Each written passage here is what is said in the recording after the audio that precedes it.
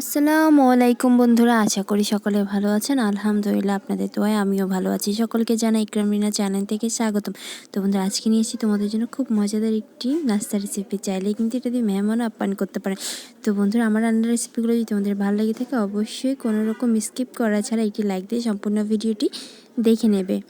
তো বন্ধুরা, চলো কথা না বাড়িয়ে তাহলে চলে যায় আজকে সুস্বাদু মুচমুচে বিকালের একটি নাস্তার রেসিপিতে। তো বন্ধুরা, চলো শুরু করা যাক আজকের রেসিপি।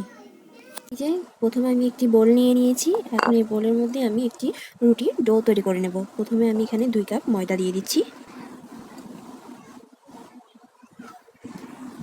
তো বন্ধুরা, আমি এখানে 2 কাপ দিয়ে দিয়েছি ময়দা।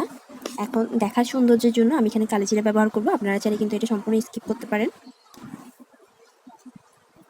দিয়ে দেব স্বাদ অনুযায়ী লবণ।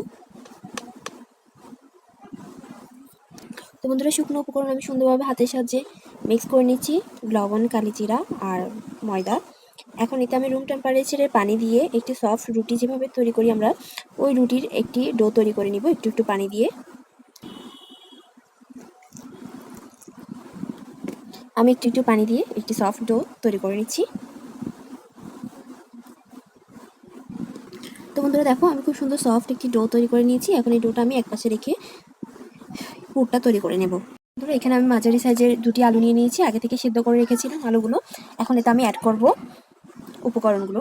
এই যে এখানে আমি কেটে নিয়েছি একটি ছোট সাইজের পেঁয়াজ, 2 কোষ রসুন কুচি, 3টি কাঁচামরিচ কুচি, নিয়েছি পরিমাণ অনুযায়ী ধনেপাতা কুচি। আপনারা ঝালটা আপনাদের উপর ডিপেন্ড করে আপনারা এখানে চাইলে চিলি ফ্লেক্সটাও ব্যবহার করতে পারেন, আর কাঁচামরিচটা চাইলে আপনারা কমিয়ে বাড়িয়ে নিতে পারেন।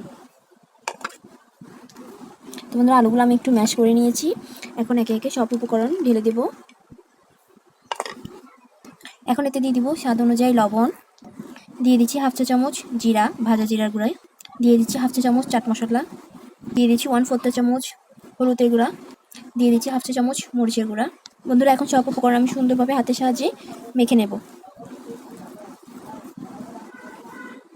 তো বন্ধুরা দেখো, খুব সুন্দরভাবে আমি পুরটা মেখে নিয়েছি। এখন পুরটা সাইডে রেখে আমি যে রুটির ডো তৈরি করে নিচ্ছি, ওই রুটির ডো দিয়ে রুটি তৈরি করে নেব। দেখো, ডোটাকে আমি নিয়ে 4টি লেচি কেটে নিয়েছি। এখন এই লেচিগুলো দিয়ে আমি 4টি রুটি তৈরি করে নেব।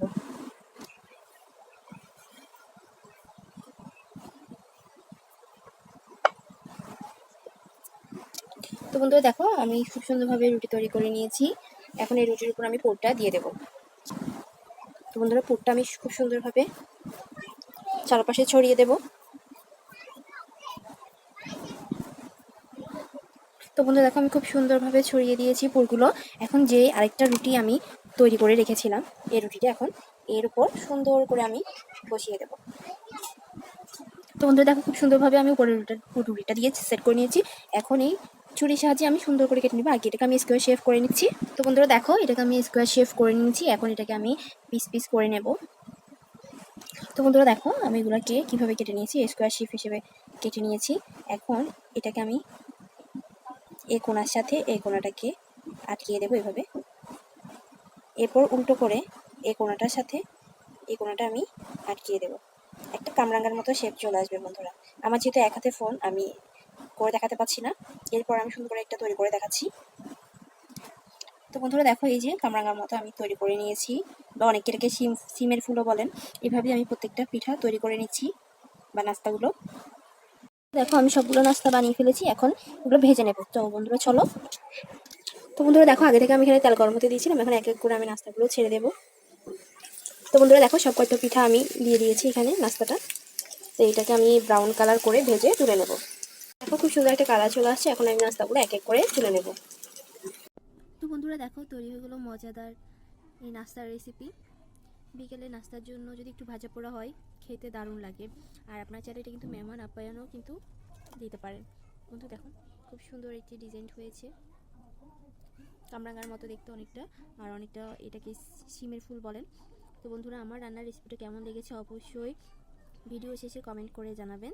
আর আমার রান্নার রেসিপিগুলো যদি আপনাদের ভালো লেগে থাকে, তাহলে অবশ্যই আমার চ্যানেলটা সাবস্ক্রাইব করে পাশে থাকা বেল আইকনটি ক্লিক করে দিবেন, যাতে করে আমার নতুন নতুন রান্নার রেসিপিগুলো গিয়ে আপনাদের কাছে সবার আগে গিয়ে পৌঁছায়। তো এতক্ষণ পর্যন্ত আমার সাথে থাকার জন্য সকলকে জানাই অসংখ্য ধন্যবাদ। সবাই ভালো থাকবেন, সুস্থ থাকবেন।